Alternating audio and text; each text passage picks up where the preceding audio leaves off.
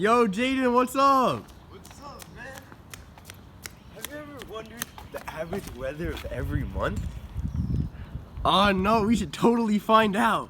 Let's do it! Let's go! Come on, let's view our data in the laboratory. Alright, so first off, we went to wonderground.com to view our data. Let's go to January.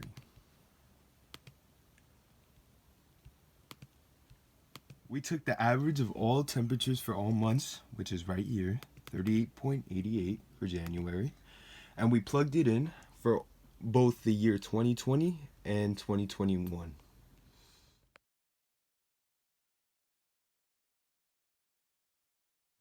Alright, Nick, show us how we're gonna graph this data. Well, before we graph the data, we gotta find the amplitude and the midline. Amplitude formula is 1/2 max minus min. Our maximum is 79.52 and our min is 37.04. Subtract that, you get 42.48. Half of that is 21.24. Our midline is 1/2 max plus min. So you add the numbers, you get 116.56. And divided by 2 is 58.28. So for 2021, same formula for amplitude, 76.1 max minus 32.05 min is 44.05, and half that is 22.025. For our midline, same formula as above. 1/2 of 76.1 plus 32.05 is 108.15. Half of that is 54.075.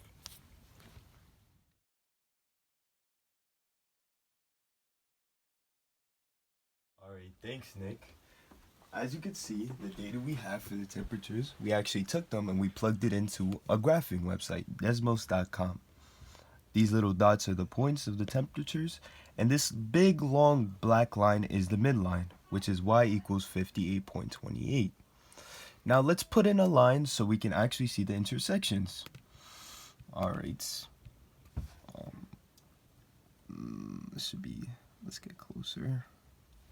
For this one, it should be around 3.88. I'm trying to get it exactly. Yep. And then for this one, it should be 8.84. Yeah, right there. About there.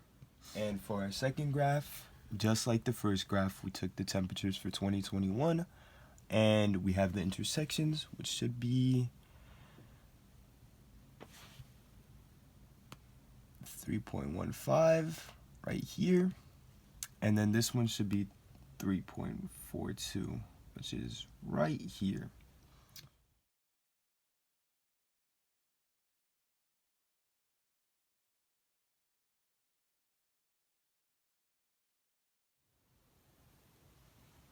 Alright, so now we're going to figure out how to put all these numbers into one equation. So the equation is going to be y equals a sine or cosine, parentheses bx plus c, close parentheses, plus d. A is amplitude, d is midline, and c is phase shift. So we know that our period is 12 equals 2 pi over b, since we have 12 months, and we find period is 2 pi over b, right? So you could cross multiply. 12 times b equals 2 pi times 1, so 2 pi equals 12b. Pi over 6 is b.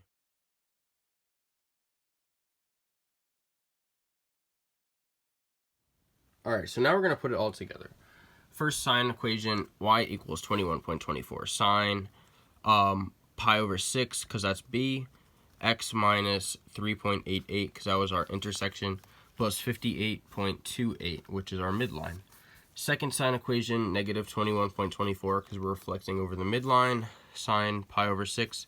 We use our second data point, x minus 8.84, plus 58.28, same midline. And for our cosine equation, we do a completely different phase shift. So we take a look back at our graph. Find the highest point, 6,79.52. Put that 6 right into the equation.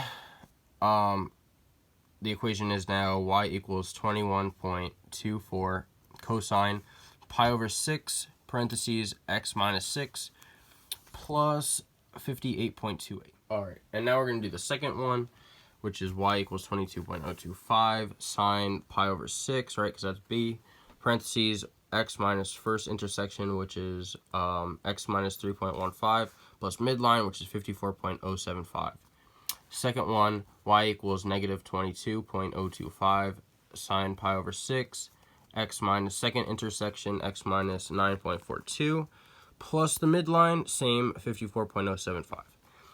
And then once again, the cosine equation is different because, remember, cosine always starts at the max. So we look at our graph and we find our max. So the max is 7, 76.1. So that means we have to get this point to the beginning, because cosine always starts at max. So that means we have to get this phase shift to the beginning.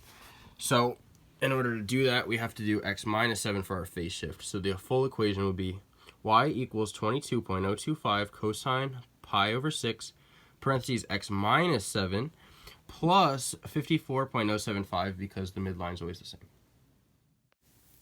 Here I'm just explaining how I put certain numbers in the equation.